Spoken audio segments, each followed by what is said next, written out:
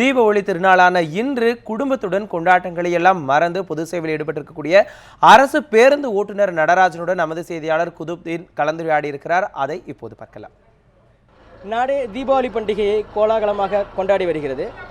சென்னையிலிருந்து சொந்த ஊருக்கு சென்று பொதுமக்கள் தீபாவளி பண்டிகையை உற்சாகமாக கொண்டாடுவதற்காக தமிழக அரசு கடந்த 3 நாட்களாக சிறப்பு பேருந்துகளை இயக்கியது. அதன் தொடர்ச்சியாக இன்றும் பேருந்துகள் இயக்கப்படுகிறது. தற்போது நான் கோயம்பேட்டில் இருக்கிறேன். இங்கு அரசு போக்குவரத்து கழக ஊழியர் ஒருவர் தீபாவளியை கொண்டாடாமல் மக்களுக்கு சேவை செய்வதற்காக பேருந்து இயக்க தயார் நிலையில் இருக்கிறார். அவரிடம் பேசலாம். வணக்கம், உங்களுடைய பேர் என்ன?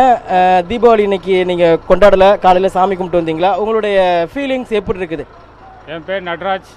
நான் சொந்த ஊர் செஞ்சி. நான் இங்கே கோயம்பேடு பணிமனையிலேருந்து ஓட்டுநராக இருக்கேன்.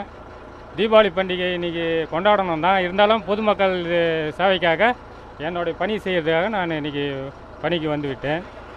கடந்த 2 வருஷம் ஆயிடுச்சு எனக்கு டியூட்டி தான் வருது தீபாவளி அன்றைக்கி.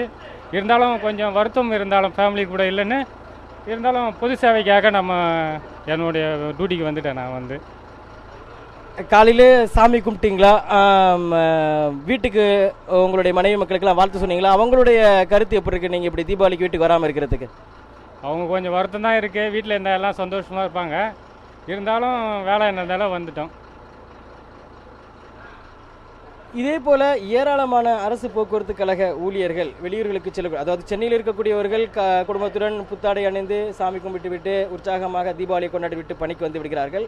ஆனால் வெளியூருக்கு செல்லக்கூடிய பேருந்துகளை இயக்கக்கூடிய அரசு பேருந்து கழக ஓட்டுநர்களும் நடத்துனர்களும் தீபாவளி பண்டிகையையும் அதனையொட்டி குடும்பத்தாருடன் மகிழ்ச்சியாக கொண்டாடுவதையும் அந்த மகிழ்ச்சியையும் பொதுமக்களுக்காக தியாகம் செய்கிறார்கள் என்றுதான் சொல்ல வேண்டும். ஒளிப்பதிவாளர் பிரபுவுடன் குதுப்தீன், நியூஸ் 7 தமிழ், சென்னை.